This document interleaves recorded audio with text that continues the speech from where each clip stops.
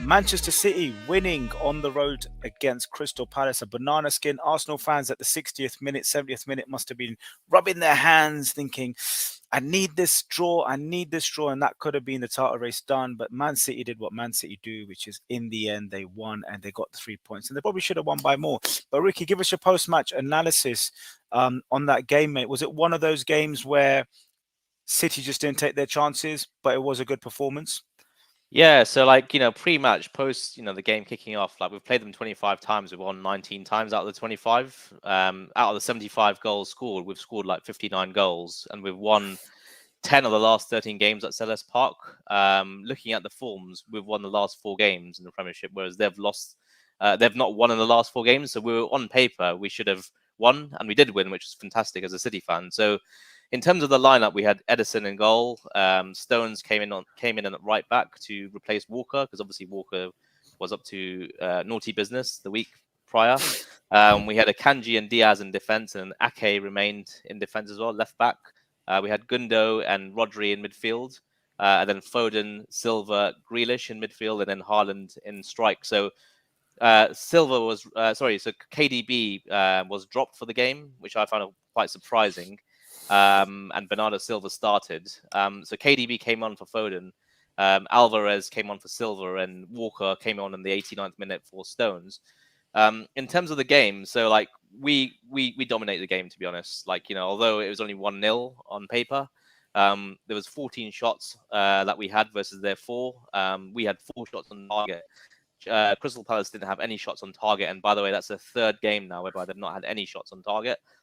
We had 6 corners versus their 600 passes versus their 200, and a 68% possession. So clearly on paper, City kind of dominated this game.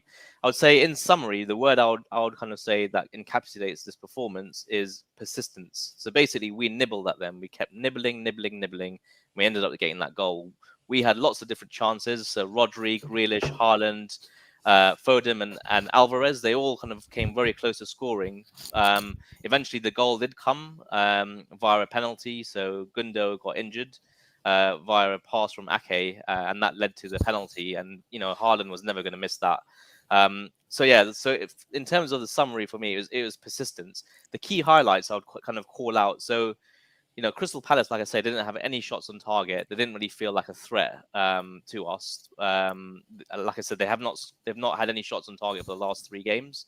So it was fairly comfortable. But what was really frustrating as a City fan was the fact that we just couldn't basically finish off our chances. And I think that's a very big statement to make right now. If you're comparing Man City to Arsenal right now, Man City should really be scoring these chances. It should have been 4-5-0, but it wasn't. It was 1-0, and that's a big worry for me.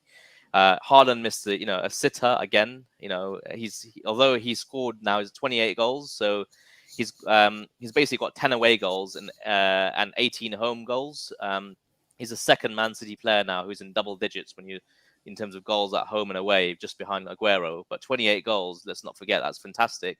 But the fact that he missed some really open chances for me is a big worry, given the fact that the way that Arsenal are playing right now and comparing to City, I definitely see it being a worry. But going back to the other highlights, so Grealish, he started again. He played a full 90 minutes, and he was basically like very energetic, and he had great swagger about him, running into the box, creating lots of different chances, full of energy. He was always buzzing, so that was great to see. I mentioned Haaland, so he missed lots of chances, but he still got onto the score sheet and scored a goal, which provides us with great confidence. If you saw the game, at the end of the game, like he was on the pitch and really rallying the away fans, and just showed how much he cares about winning. He's lethal. When he has the ball, he will score eventually. So it's good that we're maintaining his goal scoring ratio and goal record.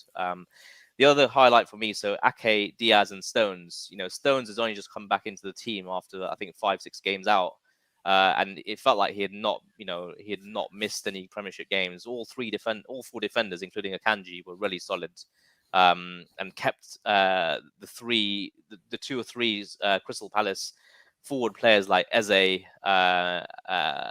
and the other players out, and they just couldn't score against us. And finally, Gundo. So he got man of the match for us. He's that kind of glue between the the defense and the midfield, and he created lots of great chances to allow for Haaland and Alvarez to make those darting runs. So in summary, whilst it was 1-0, it should really have been 4-0, 4-5-0.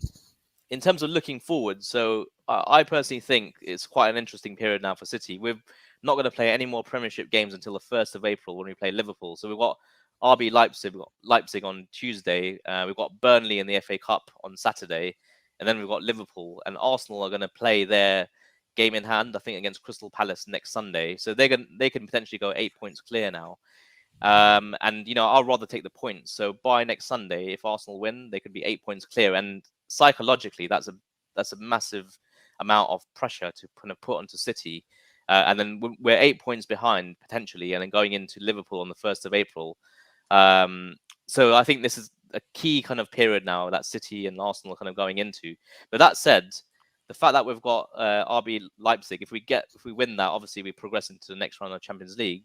But kind of progressing in the FA Cup, hopefully we beat Burnley. That'll give us that momentum to kind of really kind of get through. And if we win the FA Cup, that'll give us that kind of, you know, that forward momentum to try to win this title.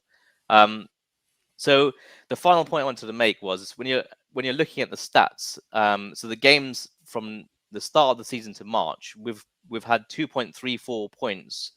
But if you look at games from March to the end of the season, our points ratio, when you're looking back at the last 3 seasons, goes up to 2.84. So the point I'm trying to make here is that this is our kind of, basically, we go all guns blazing now between now and then the end of the season. City are known as serial winners in terms of winning all kind of Premiership games, or most Premiership games. So that's what I'm kind of basically getting excited about in terms of all the confidence I'm having.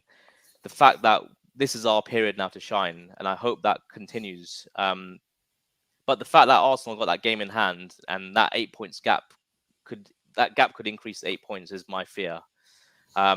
So yeah, lots to kind of play for, and we've seen all the fixtures kind of coming up. Obviously, Arsenal have got those big fixtures like Man City, Chelsea, and Newcastle in a row. So yeah, overall, I watched the Arsenal game today, watched the City game yesterday.